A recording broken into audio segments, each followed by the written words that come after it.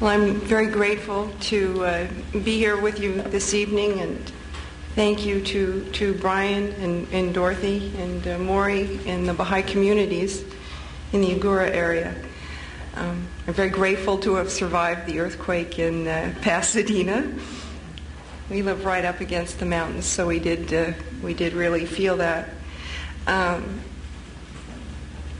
But really, what I wish to share with you tonight is my near-death experience and also my understanding of what this means and how I came to that particular understanding. Why is this important that we look at the near-death experience? I think it's important because the near-death experience is providing some amount of scientific proof, I believe, of the human spirit. Many people, it's coming out now, thanks to polls taken by George Gallup and whatnot, many people have had this experience and are coming back and reporting similar things. Not very many people have had what's known as a stage 5 experience, which is what I will relate to you tonight. And obviously, that has something to do with the fact that usually a person who has this experience is clinically dead for an extended period of time, and not many people have the fortune to be revived, from that point. Anyway, if we look at our society now, I think what we see is really a death-denying cultural attitude. And this is not, from my particular point of view, this is not healthy. Acceptance of our limited existence as human beings is a central task for our achieving individual and societal maturity. And I think that's maybe one reason why there's such interest in the topic. But also this death-denying cultural attitude that we see leads to in a sense of exaggerated detachment when it comes to the context of dying. We quite often reject those individuals who are going through the last phases of their life, who are ill, or who in some way remind us of our mortality. And we do this individually and also as a society. We see the increasing professionalization of the medical profession, and we see how death is viewed as an accident as opposed to a natural stage of life. And we see that there's this extended prolongation of the dying process in which I believe the sanctity of the individual can indeed be compromised because life is seen as the ultimate goal. And when we see physical life as the ultimate goal, to me, from my particular perspective as a person who's had actually 3 near-death experiences, as a person who's had these experiences, when we see life as the physical, as the ultimate goal, then we deny ourselves the opportunity to have a meaningful life. You know, the great existential philosophers Camus and Sartre and Nietzsche pondered this question about the physical life being absurd.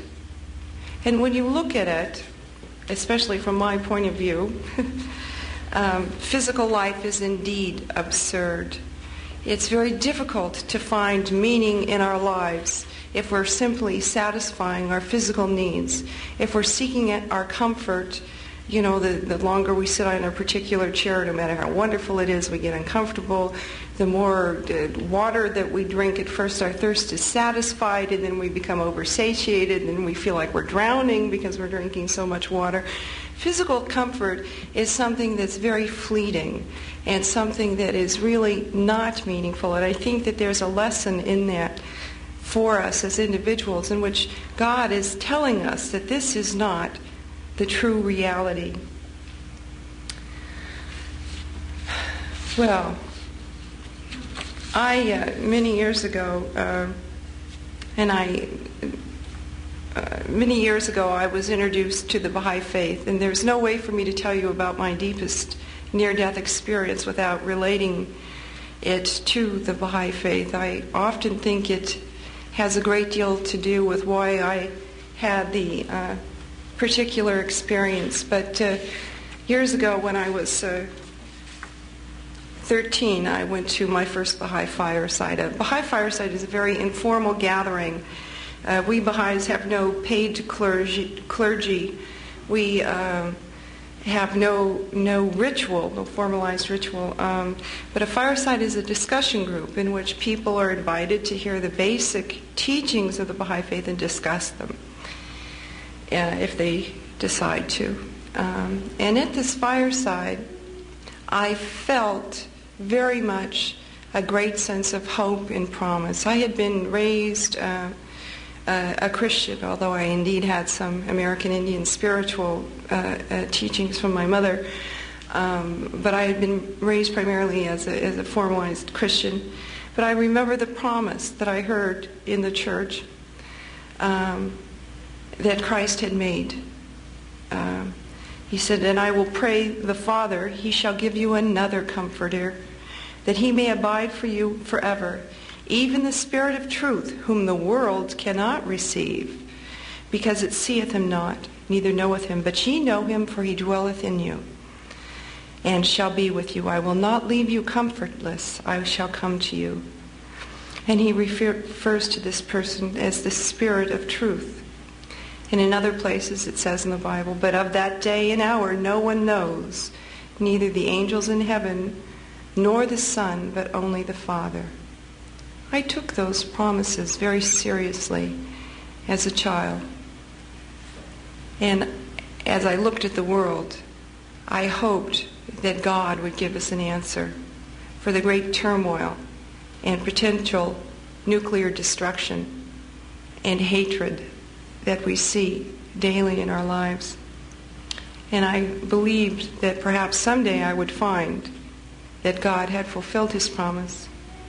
I went to this Baha'i fireside, and being 13, I was not allowed to stay too late and get a great understanding of the Baha'i faith, but I did leave that fireside with a book called The Hidden Words, which is some of the writings of Baha'u'llah, in which he, in very brief, poetic references, gives us the essence of spiritual truth. I left that fireside and I knew the basic teachings of the Baha'i faith. And those are in 12 basic principles. The oneness of God, that there has been and always will be one and only God who has manifested himself to mankind through different manifestations of God.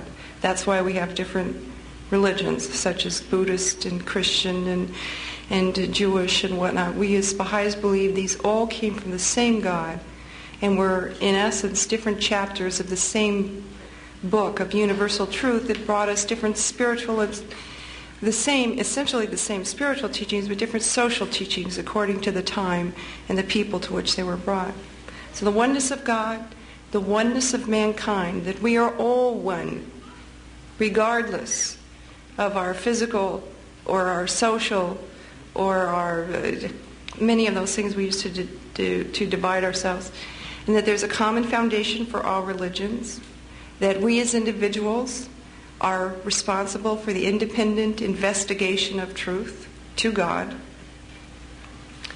In other words, we have to decide for ourselves and not let someone else or some institution decide what is true. We have to seek out truth ourselves.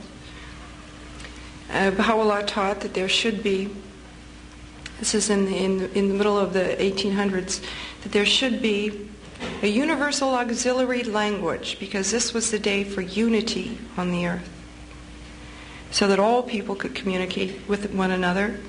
He taught that men and women are equal before the eyes of God, and certainly should be equal in society, that there was an essential harmony between science and religion, that there should be an elimination of the terrible extremes of wealth and poverty that we see in the world, and that there needs to be, at this point in time, mankind has to make the choice for unity, and we need a universal peace upheld by a world government that we elect, and that we should have protection of cultural diversity. Those are the basic Baha'i principles. I left that fireside and went home that night and told my mother that I discovered what I was, and what she was too. I said, I discovered that this is what we are. We are Baha'is. And she sat down and she read these principles, and she said, no right-minded person could really argue with these principles. The oneness of God and the oneness of mankind being the first and most significant. But she said, I fear for you. I fear for you that you as a Christian, and you're wanting to become a Baha'i, will be denying Christ. And you know, the thought had never occurred to me. And I feared suddenly for myself also. And we stayed up until about 12 o'clock that night. And when she told this to me, when she told me that I could no longer attend any Baha'i meetings, that I couldn't have any contact with the Baha'is, that I couldn't become a Baha'i until such time as I had moved out of her house, because she feared for my mortal soul, I became very frightened. And I went to my room. And I remembered something that the man had said who was speaking at the fireside that evening, that, you know, God again makes a covenant with us, that if we pray, if we seek, He will answer us. He will not abandon us. And so I took the hidden words of Baha'u'llah, and I took the Bible, and I read the hidden words, and I read the Bible. And finally, about 3 o'clock in the morning, 4 o'clock in the morning, I fell on the floor in tears. You know, teenagers, I think, are given to histrionics and to great movements such as that. And I fell on the floor and I said, that's it, God. Strike me dead now if I'm wrong. I really did. I prayed that lightning would strike me if I was wrong, because my heart was so attracted to the writings and the teachings of Baha'u'llah. And yet I knew intellectually I could not decipher all of the Bible and all the promises and all of the prophecies in a single evening. And yet I knew I did not want to live denying Christ, and I did not want to live denying the beauty that I had seen in the Baha'i teachings. Also, I saw the same beauty. It was the same sun to me on a new day. That evening, I had a dream. And I don't believe it was a dream. And I will tell you that dream in the context of the near-death experience, because that's where it was repeated. You need that background to understand. What happened was I became relatively normal a teenager. I went through an unusual period of health in my life from that period on, from the age of 13, and then suddenly one day at the age of 16, I woke up one morning and I was terribly swollen and blistered with an allergic reaction and was having difficulty breathing. My mother took me to the doctor, and he administered cortisone and allergy shots and histamines, and I improved, and we went home and stayed home that day. My father was away on a trip, and in the evening my mother, we were sitting down to dinner, and a friend stopped by, a high school friend, and he joined us, and I began to realize as we're sitting around our table that I was being pulled away, as if my heart were a piece of taffy and it were being stretched away from my body. And this was a wonderful feeling. This was not disturbing to me in any way, but I thought, I knew I was going to pass out So I suddenly stood to tell my mother and my friend Jerry I was going to black out, and I said, I'm going to black out, and I immediately blacked out. They then checked me and realized that my breathing was terribly irregular and that the allergic reaction was really escalating suddenly.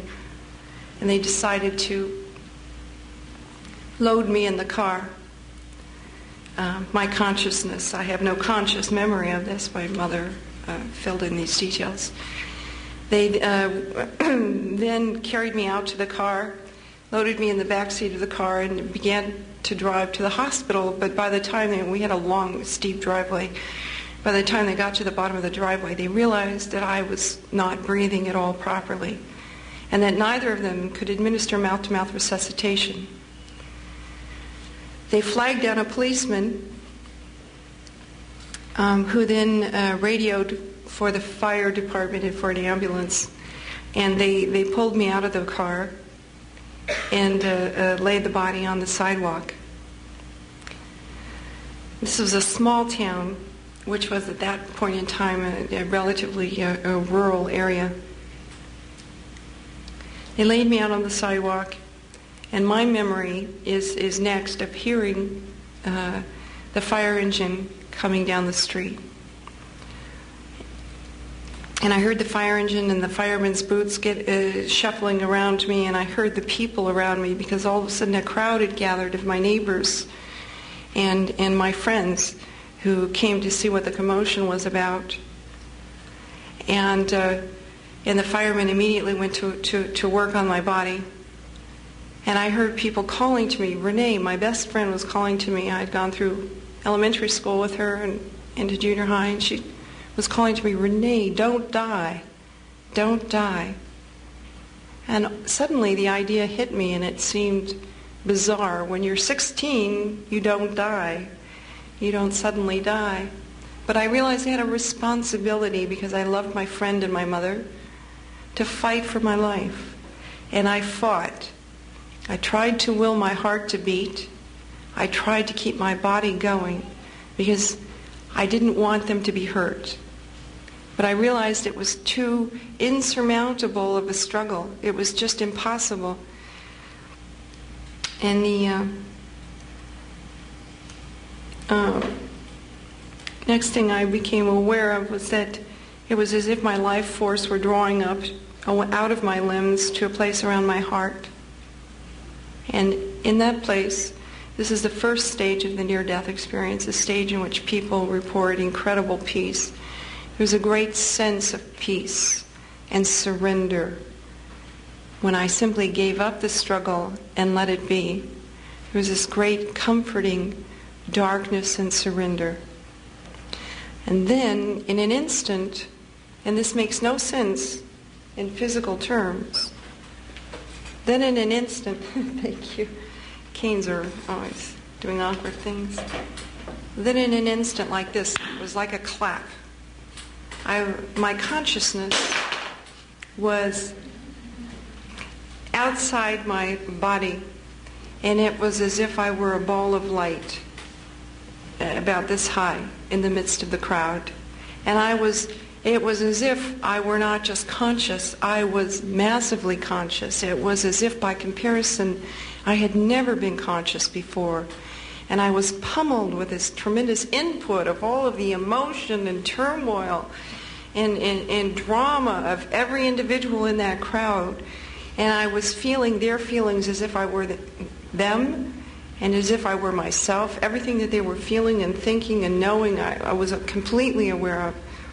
And I followed their attention to a thing on the sidewalk. And I looked at that. The firemen were now straddling me. One was on one side trying to monitor the pulse, and the other one was, they had been administering oxygen.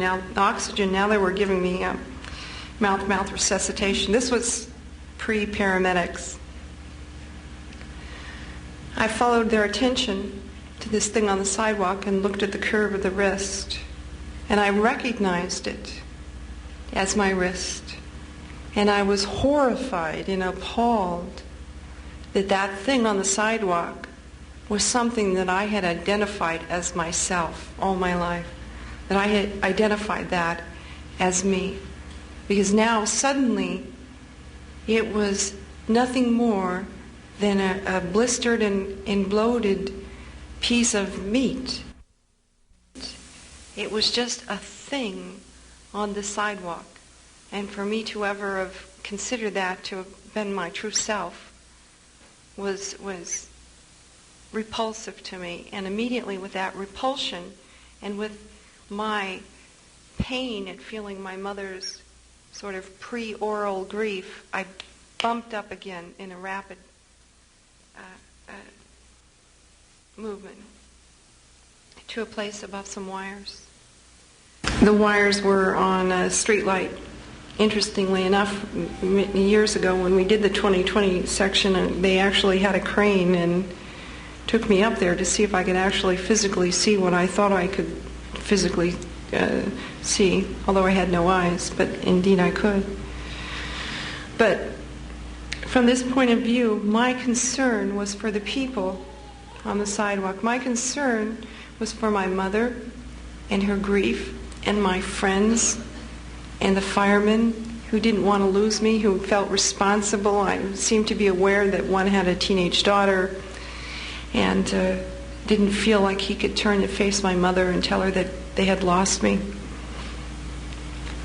My concern was for a neighbor child that was coming out of a house, and he was going to walk down his driveway and see me on the sidewalk. And I love this child, and I didn't want him to see this body and think of that as being death.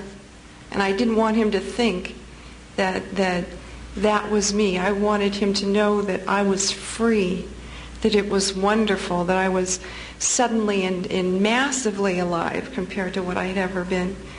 So I was calling to my friends and to my mother and to the child's mother to please go and get this little boy so he wouldn't see me. And I was calling to them that everything is as it should be, that it was wonderful, that I was free, and that I loved them. And I realized that I had no mouth, no voice, that I had no place here in this physical realm anymore. And I called upon God to help me, to guide me. And with that, my consciousness turned away from the crowd. Please, I ask you to understand that the near-death experience, any person who tries to talk about it really is taking on an impossible task. I think there's just no way to talk about it because all of our words are imbued with physical reality. All of our thoughts and our conceptions are imbued with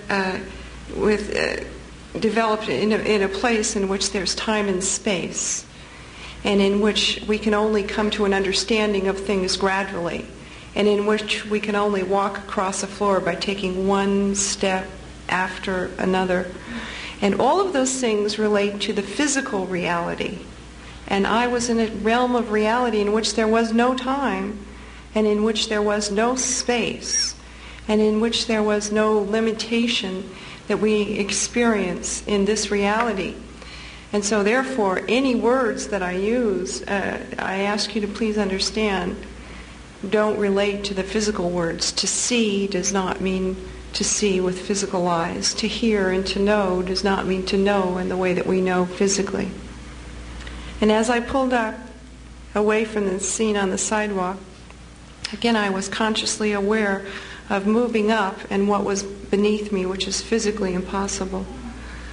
And I saw this one little place on the sidewalk. It's smaller and smaller, and a little valley in which it existed, and a little town, a city, and pulled way, way up until a point to where I saw the earth as a single living organic whole.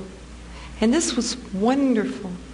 This was so wonderful to me that I was overcome by the beauty of it, because I could see and feel and beat with the same heart as every individual that was living on this planet, as every amoeba that was swimming in the ocean.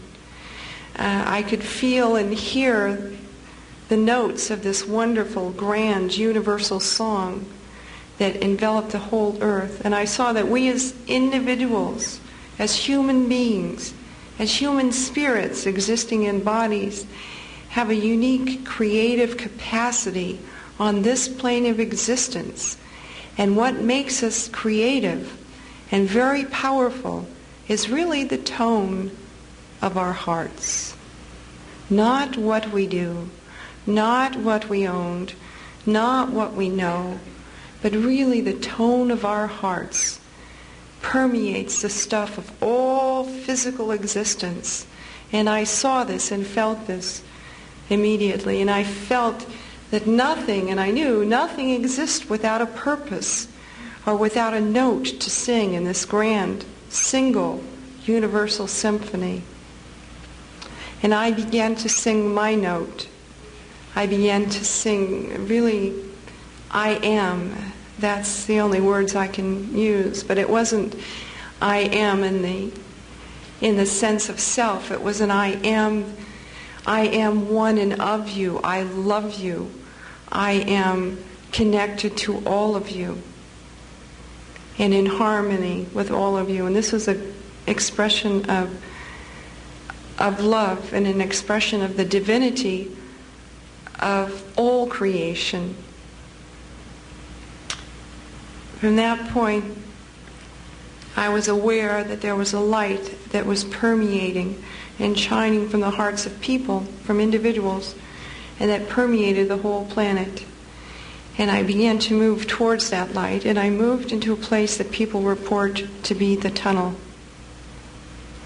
To me, it was simply a place of transition.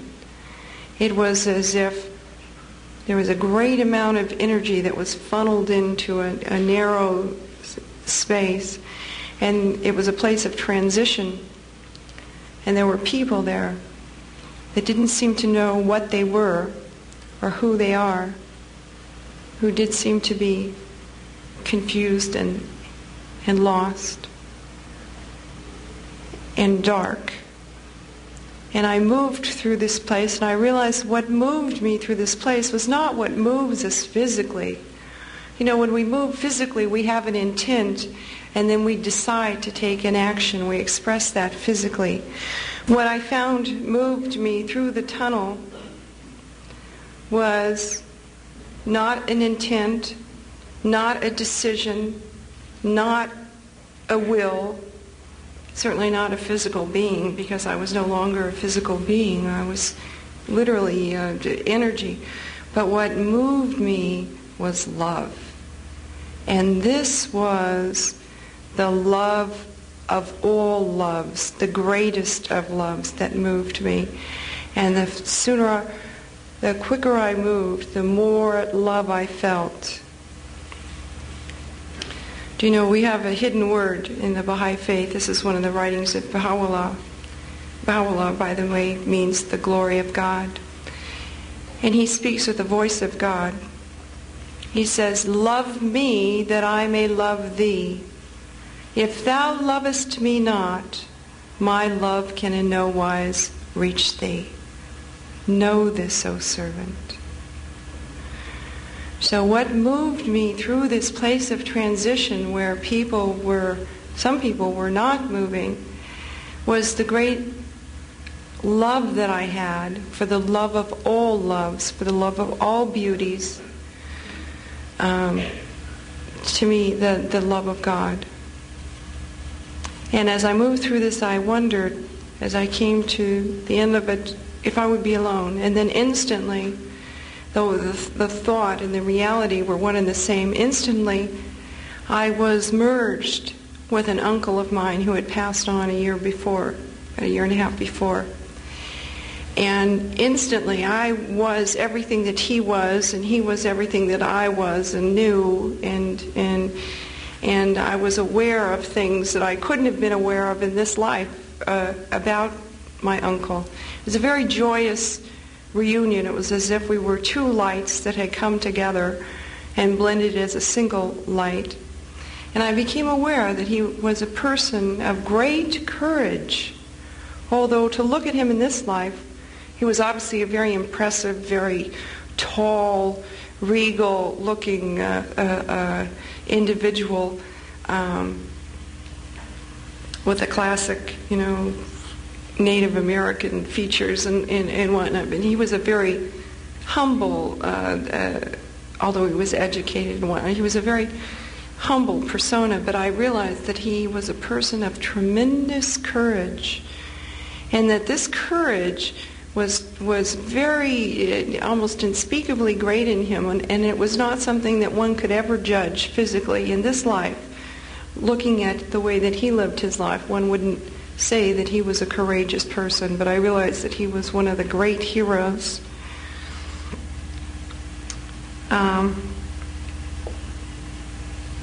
Sometime later, my mother explained something to me that I wasn't aware of that makes sense to me now. But although this was very joyous, this union with my uncle, to instantly be aware of everything that he was and knew and could be spiritually and intellectually and emotionally, my attraction really was for the love of all loves, for this great magnetic pull that I felt. And I moved through him, and I became aware also that he was quite shocked that I was there, because my mother could not endure my death at that point in time. But I also knew that everything was as it should be. I moved into what appeared to be a sea of light. It was as if every atom or molecule in this room had been electrified with love, with creative and very powerful love. We think of love as being something not powerful, but this love, I realized, was the greatest force of all things. And it was as if every atom were an individual and were singing and was welcoming me and was full of love. And yet I was more and more attracted to what I perceived to be the center of this sea of light. It was as if in the center of this sea there was a sun. And my heart was just irresistibly attracted to that. And again, in an instant, with a tremendous clash, not clash, but in a tremendous and magnificent instant, I entered this center of the sea of light, this sun in the sea, the light, the heart of the light. And it was as if I were devastated. It was as if I were, just spider silk in the solar wind. I was completely devastated by bliss and by rapture and by ecstasy. And yet I was not. I was simply in of, and because of that light, and yet I was, as an individual, destroyed. It was as if I were the quintessential phoenix. And it seemed that I was in that non-place, that place of non-being as an individual for forever. And then yet again, my consciousness at some point was gathered back together as an individual, like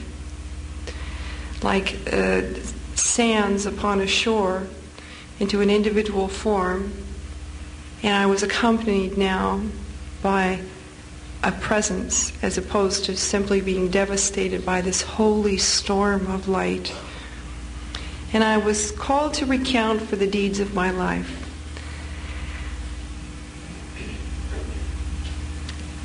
And this recounting for the deeds of one's life is not like we would think at all in terms of this life.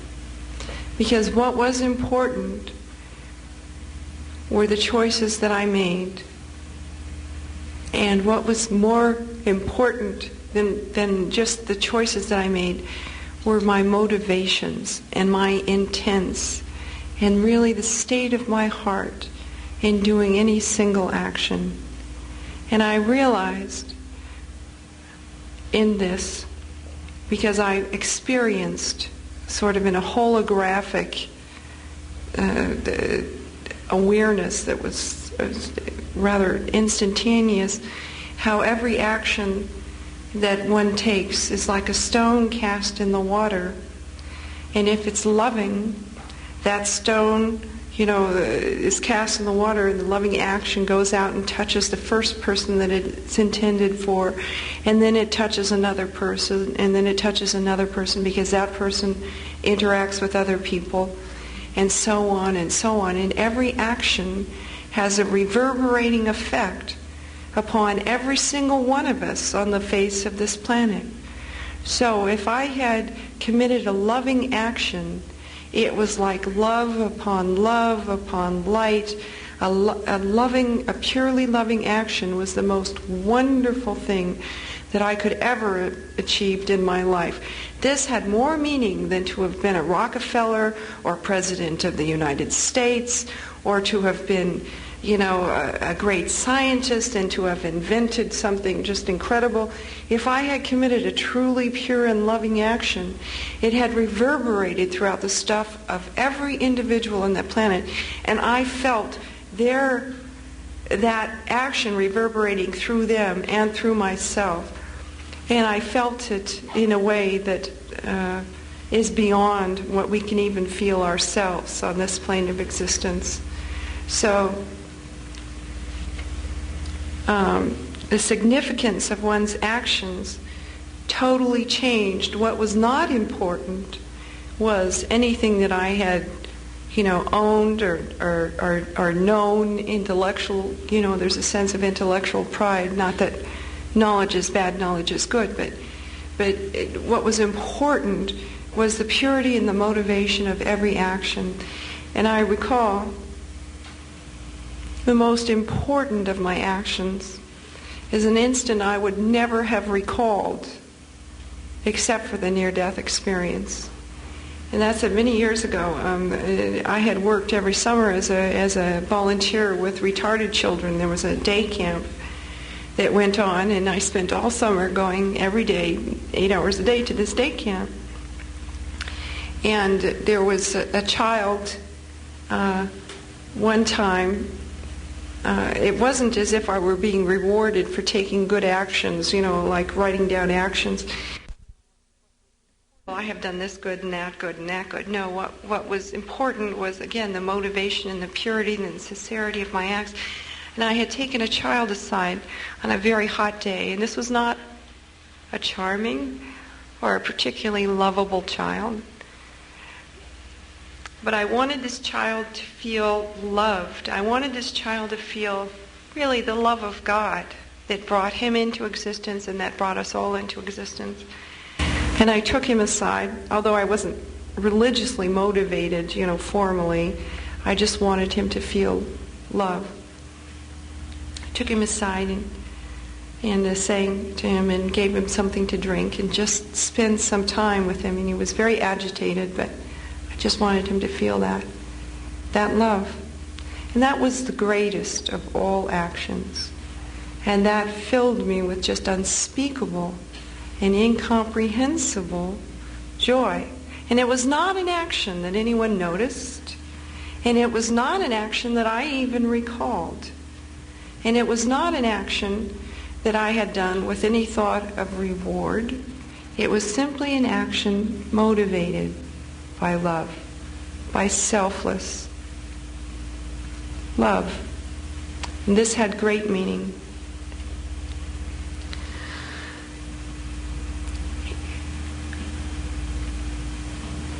In this context, one becomes aware that, judgment is not necessarily imposed from the outside, but there was a judgment that was born of the sense of my own knowledge. Suddenly I had a point of reference. Suddenly I realized that it was love that had brought me into existence on this plane of existence. It was love that had guided me through every instant of my life. It was really a love that had accompanied me throughout my whole life and accompanied every individual throughout my whole life. And really there was nothing that I could have done to have been worthy of that love, that unspeakable, incomprehensible, immeasurable love that I realized that I was receiving, and that all individuals were receiving. So to have committed any act of love was the greatest joy and the greatest wonder and the greatest achievement. And to have committed any act that was selfish and that was in any way cruel, you can imagine the impact of that act reverberating throughout the stuff of all existence and all individuals. This would be the sense of great turmoil and pain, and one would rather die than to have committed such an act.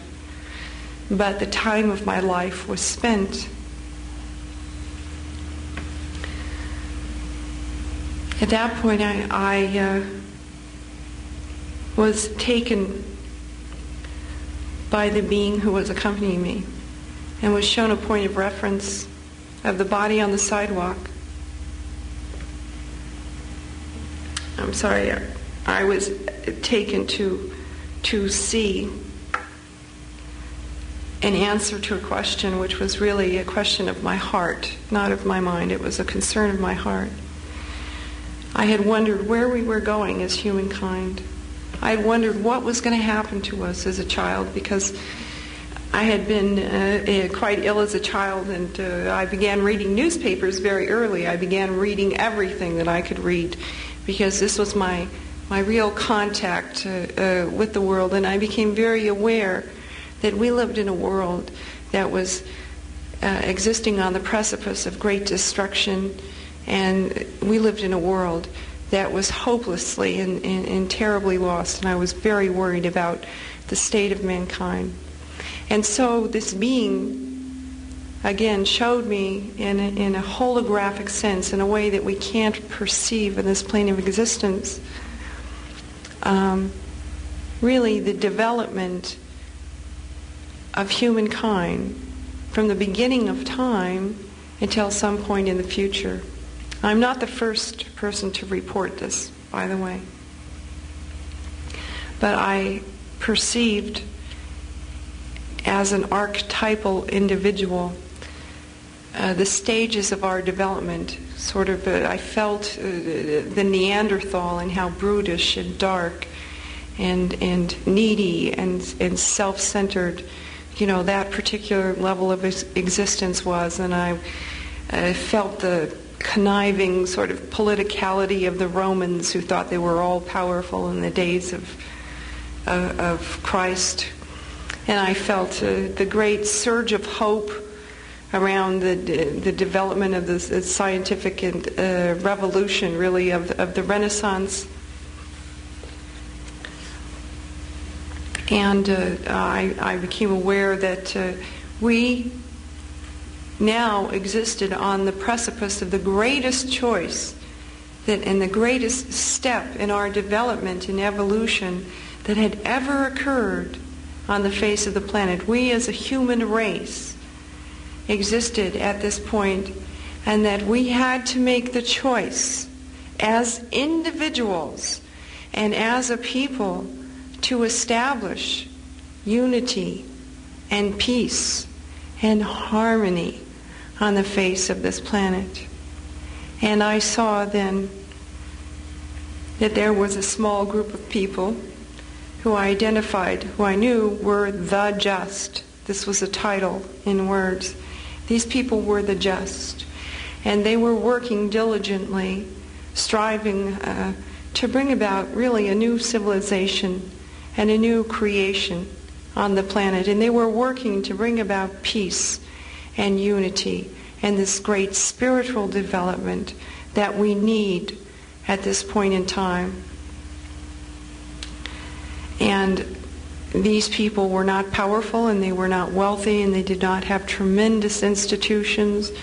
They were young and struggling, and in the process of their struggling and in their building a new civilization simultaneously with this wonderful process, there was a great chaos and destruction going on in the world. And these things this happened to me in 1960. I'm really bad with years. 1966. And these things don't sound bizarre anymore, but they did at that point in time, and certainly for many years after.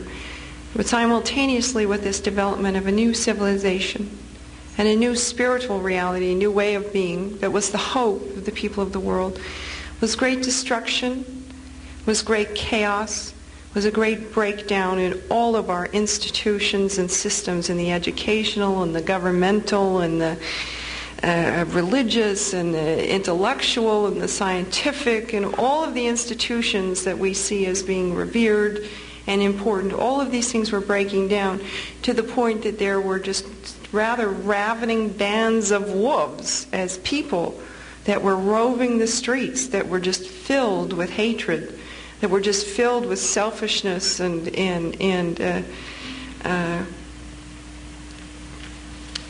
darkness. And there was a great sense of polarization of the people, where people were saying, I'm an Indian and you're white, and I don't relate to whites, and I don't relate to Hispanics, and I don't relate to, Jewish people, and I don't relate to Buddhist people. There was this great sense of polarization, so that it went to the point to where every religion was fighting every other religion on the face of this planet, which is indeed happening today, except for the religion of the just. And I saw then that there was a place that was the hope. And this was in a land that was very old and very new. It was in a land that had great history and that faced the Mediterranean. And there was a wonderful white marble building set high atop a holy mountain. And I was looking out from the building, and I could see that both men and women were receiving these teachings and this guidance, and these were equals. These were not separate in any way. And I could see that that was the hope of mankind. And then I turned to the being. I'll explain to you more about that building later.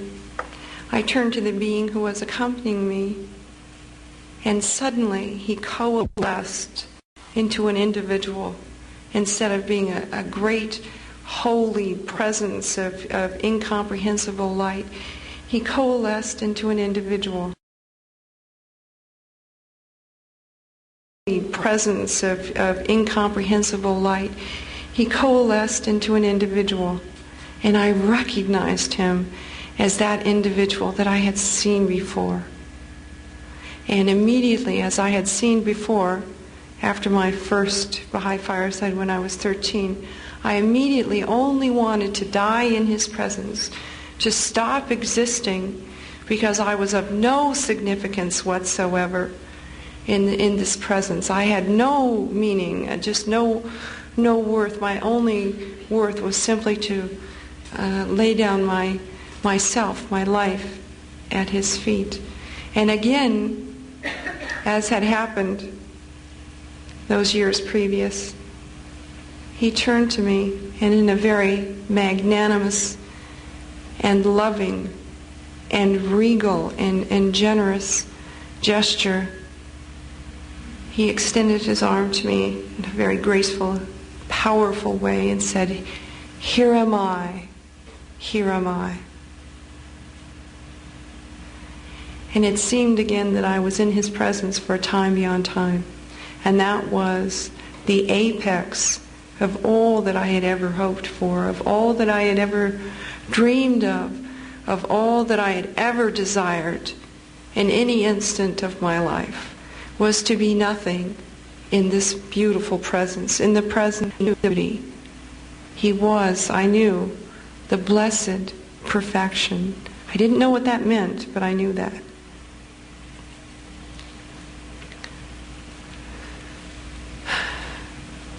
And I knew that I was excruciatingly blessed, that this was just a bounty and a blessing beyond desert or beyond anything I could ever have earned in any way in this life. This was simply a mercy of God. And then I found myself as if my cup were filled in this presence. My capacity had been reached. I found myself on the other side of this light. And I could perceive now in a more physical sense a kingdom of light.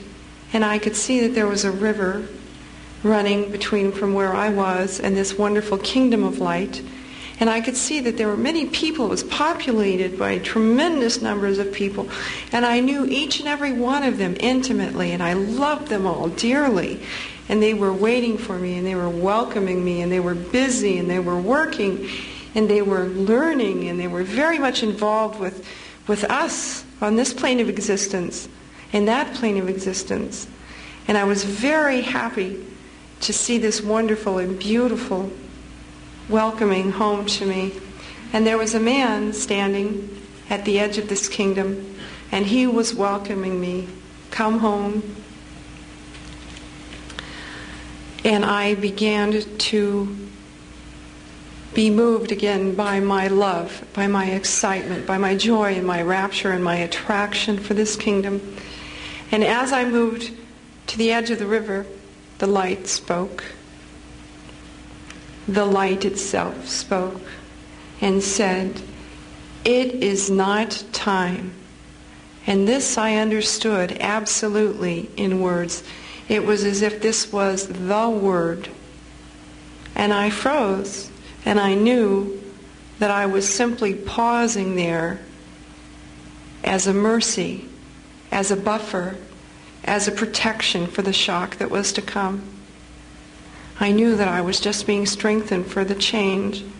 And then again, the light spoke, and with the second pronouncement, the word was the reality, and it said, "It is not time." And with that, I was catapulted down a descending rainbow tunnel of light, and this I did indeed perceive to be a tunnel. And my soul was crying out with great, terrible anguish and grief, because I felt as if I were Eve being cast out of the Garden of Eden. I felt as if I were leaving the desire of all desires, the hope of all hopes, the love of all loves. I was being cast away down this rainbow tunnel of light, and there was a descending frequency of sound and tone and light, down the rainbow spectrum, and sentiment also, and intensity. So I was pulling away from the great source of love and attraction as I was being cast down. And then in a great, horrible crash, I found myself, or again like that, like a clap, way above my street, and I could see that the body was now on a gurney, and that they were moving the gurney to the ambulance. And there were other beings that seemed to be herding me like sheepdogs, that were just kind of like protecting me and urging me back, but that I couldn't get a clear focus on as individuals. And they herded me back towards the body, and I had no attraction to the body. It was as if I had never existed in time and space, and it was as if I could never relate to this physical realm of existence. It was as if I were a complete alien. And they herded me back towards the body, and I sort of bumped up against the body as it was being moved into the back of the ambulance. And I saw my mother getting in the front of the ambulance, and she told my friends that where they were going, and they were going to follow the ambulance to the hospital. And they closed up the back doors of the ambulance. There was a attendant in back with my body. And they then proceeded to drive what I know to be a 20-minute drive. Again, this is something that was timed for 2020 when they went back and dug up the actual physical records of the fire department and whatnot. We went back and timed the drive. It was a 20-minute drive from my house to the hospital. And I followed the ambulance most of that time, not of any will of my own, but rather because there were these beings that rather sort of forced me to stay by the ambulance. They had a tremendous sense of humor, by the way. They were not without humor, because I realized that I was, in essence, like Casper the Ghost. I was a being that had no body and that had no voice, and that was just sort of like flying around. And I was humored at this. I wasn't laughing. I didn't have a body with which to laugh, and I remember commenting to them, well, is this my punishment for being such a loudmouth in my life? I was a very outspoken teenager whenever I felt that something unjust was being done. And my family used to call me Crusader Rabbit from a very early age, because I was always crusading for something. But I said, is that my punishment? And this was a great cosmic joke. But I followed the ambulance, and then at one point in time, the man in the back of the ambulance seemed to get a heartbeat for a moment, and my consciousness went dark. And then I popped out of the body again. And he looked in the rearview mirror to the ambulance driver, and my mother was also looking in that mirror. And he went to him, DOA, DOA, because he was driving very fast down some mountainous roads. DOA, DOA. And I became, my mother's pain at her hearing her daughter being pronounced dead, DOA, like that, was my pain. I felt it as if I were my own mother. And I felt it slice through her heart like a stiletto. And I bumped up with that out of the ambulance. And I was very upset, because I said, what do they know about life? They don't know about life. They don't know about death. I was alive, and now I felt that death was life and life was death. Anyway, I followed the ambulance to the hospital, and they unloaded the gurney, wheeled it into the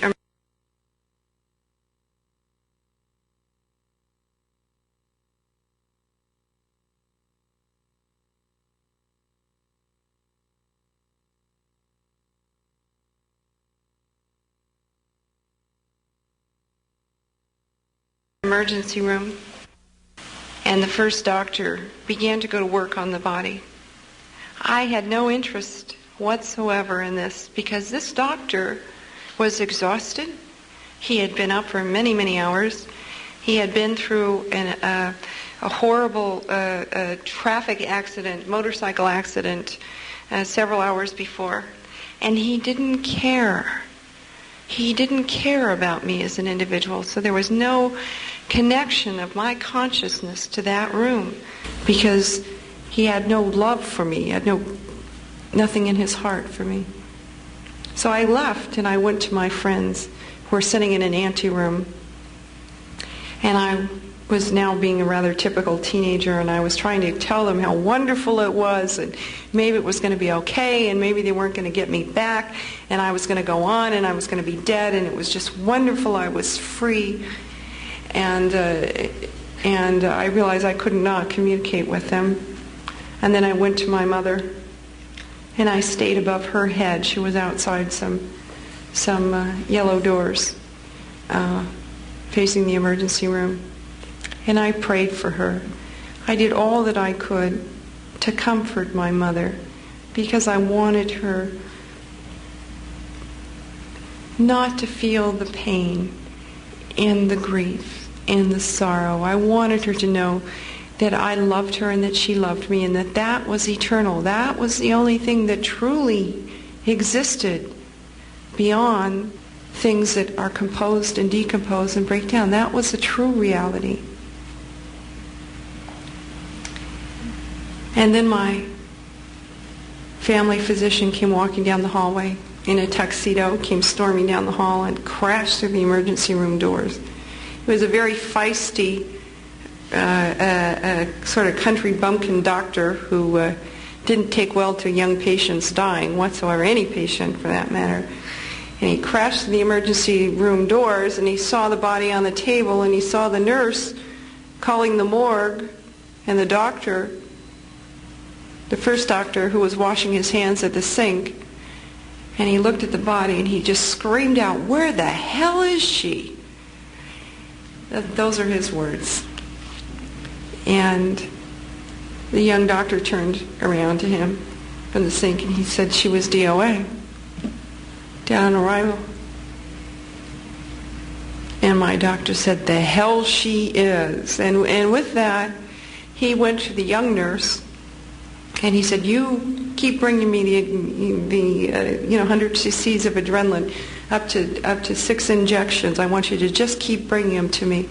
And he ran over and he started injecting adrenaline and beating upon the heart. And I was terrified. I was horrified by this process. The resuscitation process is not beautiful. It really isn't. And I was in the corner of the emergency room, but I was very interested because my doctor cared about me. And what happened then was, at one point, he stood up. The young doctor came over and started arguing with him. He said, "What are you doing?" He said, "She was dead on arrival. She had to have been dead for 10, 15 minutes before they brought her in here." And he says, "Now you're going to try to revive her?" He says, "Don't you know that's dangerous?" Meanwhile, my doctor is pounding and pounding on the heart. He says, "Don't you know that could be dangerous? Don't you know she could have brain damage from this?" And my doctor stopped pounding for a minute and stood up. He says, "Well, what the hell? She can't be in much worse shape than she is now."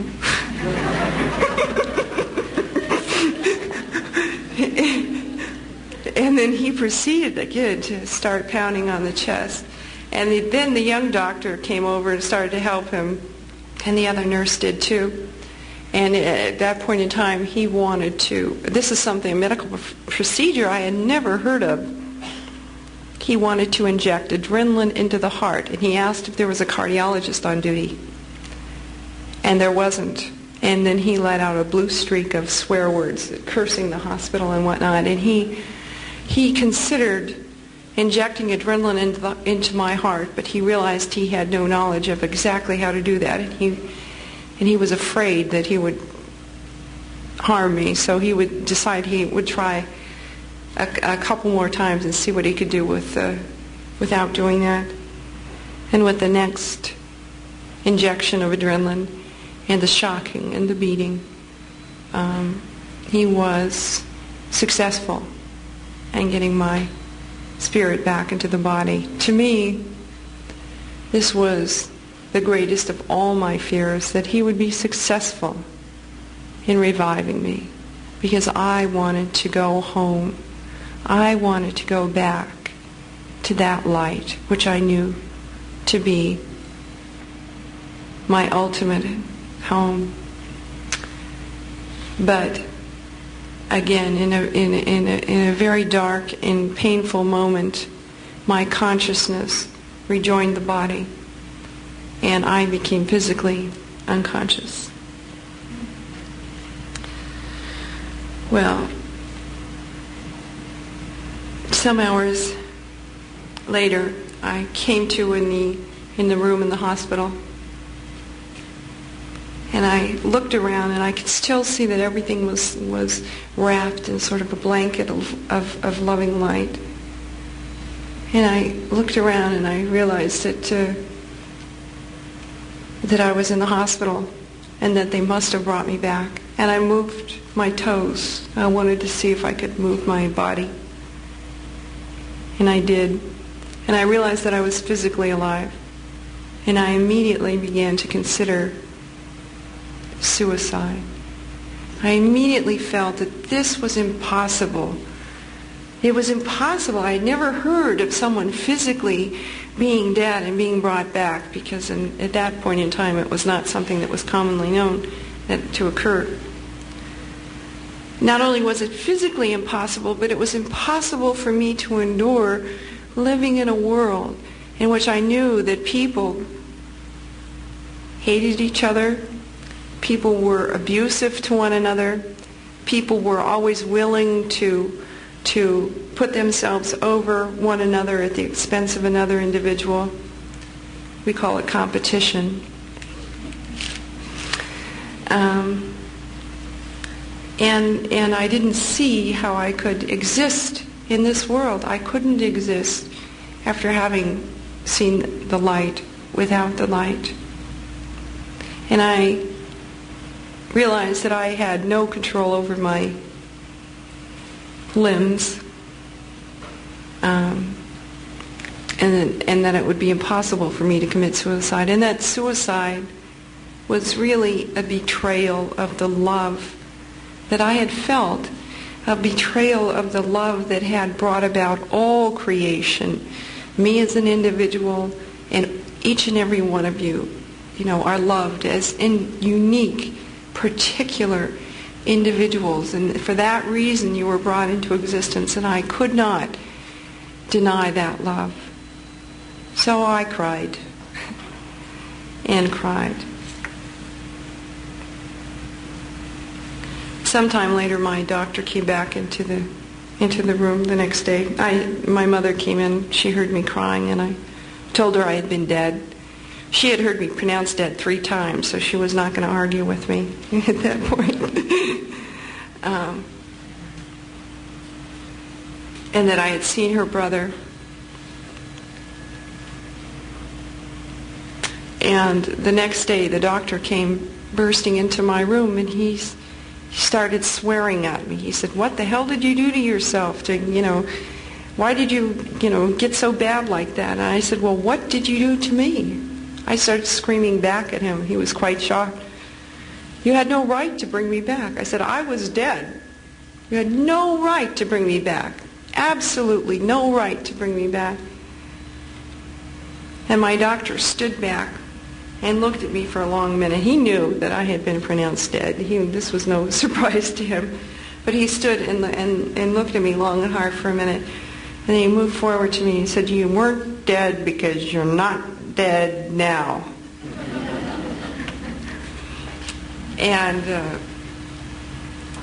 And I proceeded to cry. He of course, thought I was maybe crazy. I told him some things, and he sent for a psychiatrist. And the psychiatrist came and sat in my room and said, "I'm not leaving until you convince me that you're not crazy for not wanting to live, for not wanting to be in this world." And I laid there and cried because I said, "There's no way I can put this into words. It's to a person who's had a near-death experience, to try to communicate it in words seems the ultimate travesty, because words are limited and limiting, and everything about this experience is transcendental and without limitation and without measure, really. And words are a measure." But then I realized that my doctor might have me committed if I couldn't convince the psychiatrist that I wasn't crazy. So I told her what I had seen and about the love and about the beauty. And I reasoned with her, and I explained to her that I would have to be crazy to want to live physically in this world if I saw that to be really the ultimate death, the ultimate separation from the true reality, from my ultimate home. She wanted to know about details, however. So I told her about the whole scenario that transpired in the emergency room, and she told me that she would go out and investigate. And she was gone for about 2 to 3 hours. And she came back many hours later, really white as a sheet. And she walked into the room and she looked at me. And she said, well, she says, you're right. You were dead. Everything that you explained to me did indeed happen. There was a blonde nurse. There was a dark-haired nurse, about 40. There was a young doctor. There had been a motorcycle accident, and there had been no cardiologist on duty, and that they did want to inject adrenaline into the heart, but decided not to. She says, you're right. You're not crazy. And I said, I know I'm not crazy. I was dead, and I'm not dead now. I said, can you help me with this? And she says, and I said, well, you're a psychiatrist. Isn't there some way that you can help me with this? And she says, there's nothing that psychiatry has to offer you. I suggest that you go to your clergy person and ask him for assistance. And I realized that somehow the being that I had seen in the light was not attached to a clergy, but was rather associated with a faith that has no clergy, with the Baha'i faith. And I looked at her and I said, I just can't do that. I said, can't you help me with this? And she says, no, you'll have to come to an understanding of this on your own. She says, but there is one thing that I can tell you. There is one piece of advice that I can give you. She says, listen, she says, no one is going to understand this. So whatever you do, not to a psychiatrist, not to a family member, not to anyone that you know, she says, never talk about this again. So that was the extent of psychiatric advice for me, and she left. But she did have the courage to check it out, and she did have the courage to really face what is a worldview threatening experience. The scientific paradigm is very materially oriented, because material things are very neat and tidy. They can be measured, and they're very organizable. And it's very easy to prove things when they exist materially. So the near-death experience is really saying to the scientific community, and believe me, there is more than enough evidence to say this loudly and clearly. It's really saying to them that we are something that is not necessarily material. Perhaps we are spirits. And this is something that is threatening to a materialistic, Newtonian worldview, not to worldviews that are developed in higher physics. So, I think now we should take a break, and I see they have wonderful food here for us. Is that acceptable? And I was going to say, if any question, or would you like to take a break and then regroup and then ask questions? What would you say? Oh, okay. Okay. Would you? And I guess people will pass out slips of paper so that people have the opportunity to write questions. And if you don't feel comfortable doing that, please don't hesitate to raise your hand.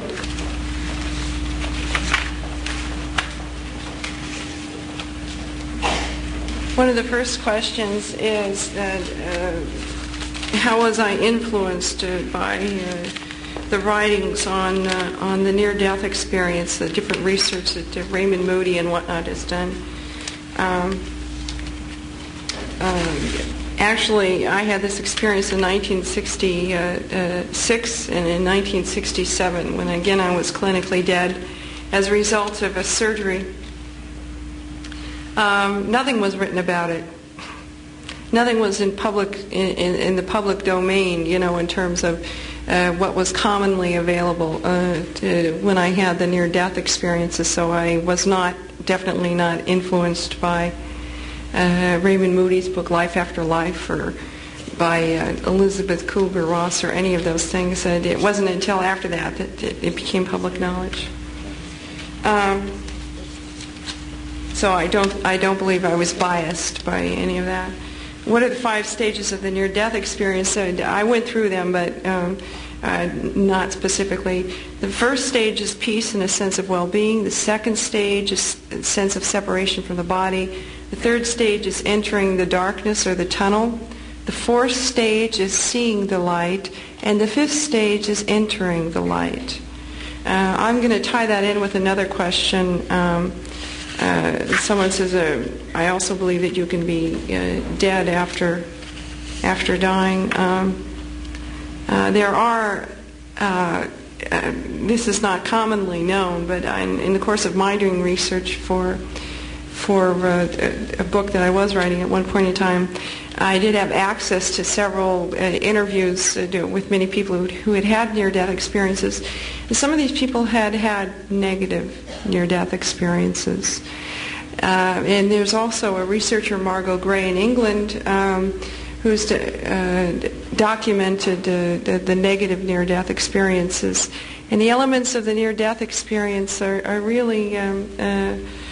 there is a great sense of judgment. There is a great sense of fear at finding when dying. There is an out-of-body experience in which people enter a black void, sense an evil force, and they do seem to enter an environment in which they are not happy. They are not filled with the spirit of love. One woman recounts the light as being something that was painfully bright and disturbing, and something she wanted to cover herself from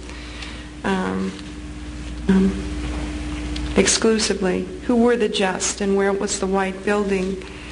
Purpose of the Baha'i revelation, Baha'u'llah tells us, is to establish unity.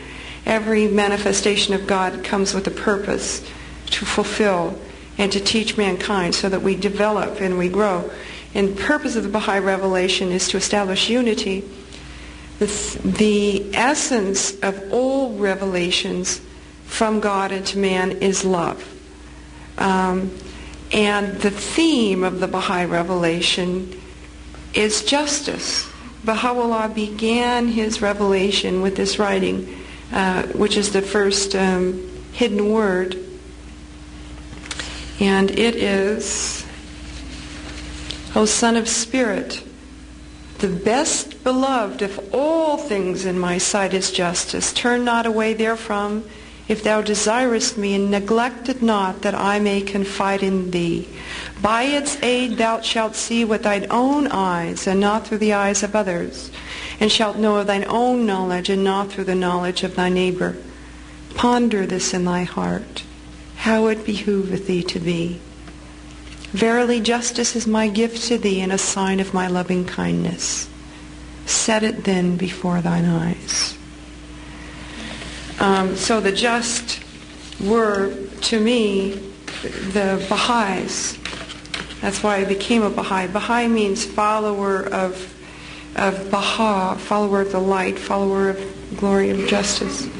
And Baha'u'llah addresses us repeatedly as, O people of justice. He says, be as brilliant as the light, as splendid as the fire that blazed in the burning bush.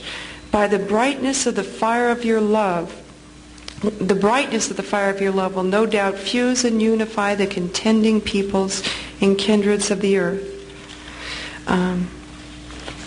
And what the building that I saw was not built at that point in time, but in 1980, I traveled to Israel. Baha'u'llah was imprisoned for 40 years, and many of the early Baha'is were put to death in the most brutal, gruesome ways. And Baha'u'llah was imprisoned in the city of Akka, Israel, in what is now the Museum of Heroism. And the Baha'i shrines are built on Mount Carmel. Again, a fulfillment of prophecy, if that's particularly what you're interested in. But there is a building on Mount Carmel at the Baha'i holy places where the elected international Baha'i body sits, which is called the House of Justice. And in 1980, when I traveled to there, this is the building of the House of Justice, this white marble building. It was not built in 1967. I don't believe it was designed then either. But I had seen pictures of it looking at it this way, but in the near-death experience, my perception was really looking from the back of the building out over the bay of Haifa. So this is sitting at the Baha'i holy places, some of the shrines on Mount Carmel. And this is the building of the just, where the Universal House of Justice We've got sits. time. One more question, then we will go. Now you know what's in store. What is the meaning of your life? Well, I think the meaning of life is to give one's life meaning. That's the meaning of life. So one can look at oneself, come to know oneself, and realize that each of us has a gift to give to this earth, and each of us has a purpose to fulfill, and that each of us is really a spiritual being, even if the body and the mind is just a vegetable. That soul is here for a purpose. The relationship with the body has been broken, so we don't see it manifested physically, but that soul is on this plane of existence for a purpose, So each and every one of us has a unique, particular, and very special purpose. And so the meaning of life is to, from a Baha'i viewpoint, I have to answer that, is to come to know and to love God, to come to know His teachings and His laws and His manifestations, and to serve mankind. And so that's what I mean, to serve mankind. The meaning of life is to give your life meaning. We each can make choices, no matter what it is that we're particularly gifted at, whether it's sweeping a street and smiling at a person who's passing by, if it's done in the spirit of worship, and if it's done in the spirit of love, you have changed the earth. You have touched the earth in a very powerful way. The most insignificant of things, if you think about it, is a drop of water. Drop of water it's not even worth considering. And really, when you consider water, water is very much like love. It seems like it's not powerful. It seems like it's not, changing, but literally water shapes the face of the earth. And so does love. And I think now, in terms of my near-death experience and also in terms of Baha'i writings, what I saw was a great polarization, a great breakdown in love. And that brought a great breakdown in our natural systems. It doesn't sound bizarre anymore. First the sky and then the earth broke and shattered. And that was a result of our toxic and our polluted ways of being in our hearts. So this is very important. So, to me, the purpose of life is to do whatever I can to contribute to an ever-advancing civilization, to come to know and to love God, and hopefully to express, love in this world. And I'd like to read to you something written by, from the Baha'i writings. It's written by Abdu'l-Baha. By the way, I became a Baha'i as soon as I was able to get out of the hospital. I told my mother that I couldn't endure this life without being a Baha'i. And my doctor told my mother that she better not stand in my way because she might be responsible for my death. So my mother didn't want me to be at that point in time, but my mother allowed me to become a Baha'i. My mother, many years later, became a Baha'i herself. But she's a wonderful Baha'i too. But I went to a fireside again, and I only had one question because I felt I couldn't endure this life anymore. And my question was, what are the teachings of Baha'u'llah on life after death? And it was explained to me, something that was sort of explained to you here, that this world is really a transitory phase, that it's like a period of gestation, and that we pass from this world into the next world, that we are essentially spiritual beings. And so the challenge for us is to learn to make spiritual choices in a physical life. And the man then said, well, let me read you something from the writings of Baha'u'llah. I'll just read you one little hidden word. And he says, he read this hidden word, and it was enough to bring me to tears, to run into the kitchen and just break down. Baha'u'llah says, O Son of the Supreme, I have made death the messenger of joy to thee. Wherefore dost thou grieve? I have made the light to shed on thee its splendor. Why dost thou veil thyself therefrom? There's another one that I love very much, and he said, Baha'u'llah, it says, O Son of Spirit, with the joyful tidings of light I hail thee. Rejoice. To the court of holiness I summon thee. Abide therein that thou mayest live in peace forevermore. And about love, if I could leave you with any thought, it's please, consider your hearts. Consider how your hearts are going to affect this world. I'll read this. It's love is the secret. Know thou of a certainty that love is the secret of God's holy dispensation, the manifestation of the all-merciful, the fountain of spiritual outpourings. Love is heaven's kindly light, the Holy Spirit's eternal breath that vivifieth the human soul. Love is the cause of God's revelation unto man, the vital bond inherent in accordance with the divine creation in the realities of things. Love is the one means that ensureth true felicity both in this world and in the next. Love is the light that guideth in the darkness, the living link that uniteth God with man, that assureth the progress of every illumined soul.